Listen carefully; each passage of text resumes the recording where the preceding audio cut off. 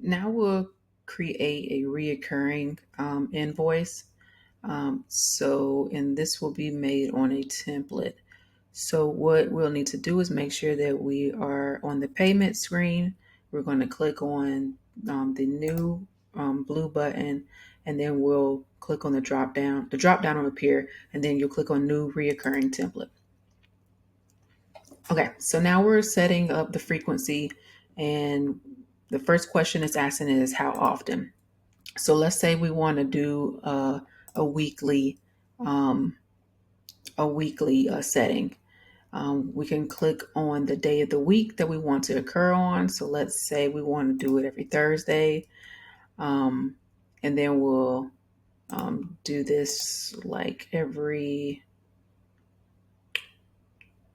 2 weeks. Okay. Then we'll do the start date. So let's say we'll start it on the 14th. And we will end it never, or we can end it by, and then we can select the end date here if we want to. So let's say we go out to September 28th, and or we can do after a certain amount of occurrences. So let's say they only want let's say we're setting up for like 5 occurrences. And then we need to pick when we will send, how many days in advance are we going to send out this invoice. So let's say we'll send it like 2 days in advance. All right, so now since we have our information in the frequency settings section filled in, so now it's giving us a message that says first invoice will be due on June 27th of 2024 and will be sent on June 25th of 2024. So now we're down to the template, and we will select a file to go into here. This will pull in the information, any information, either whether it's a picture or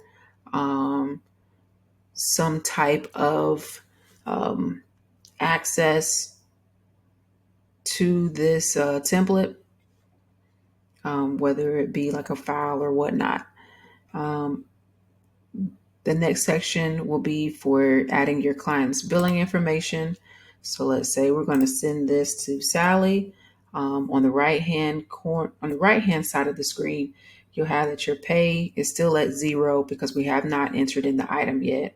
And above that, we'll have your company information. So below this, we have our item name. We're going to add in our item. So before we had a product that we had selected for our one-time invoicing. So let's say we're going to click on that again. If we want to create a new item, we can do so again, and it will populate just as so as we did when we did the one-time the one-time invoice. So let's say we're doing the shoe cleaning again. We're going to hit save. We're going to enter in any notes or terms and conditions or any policies into this section if we want to. It's an option, so it's not necessary. So now our payment amount has been entered here and here as well in the green box.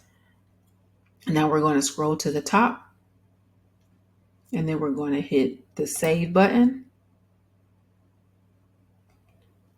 And then up here, we can also name our template.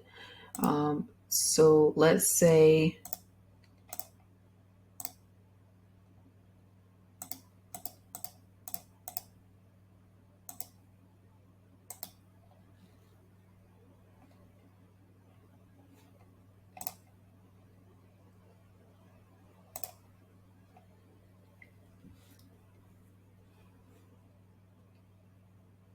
and then we're going to hit schedule. So now we can name our invoice template. So let's say we'll name it shoe cleaning template. We'll do reoccurring template.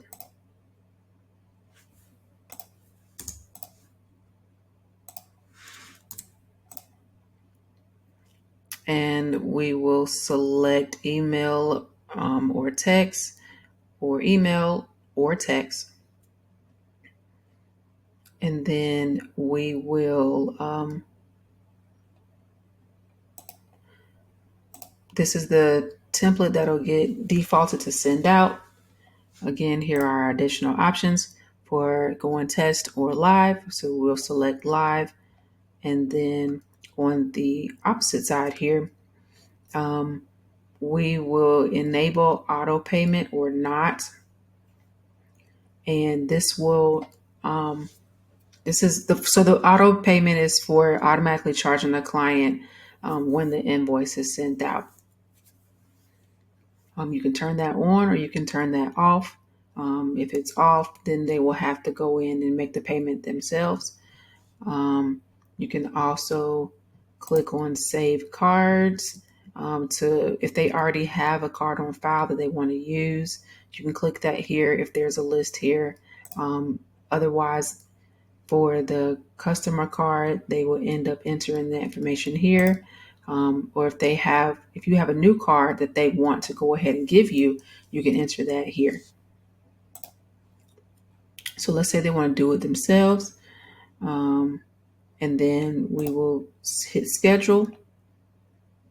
And now our reoccurring template has been saved for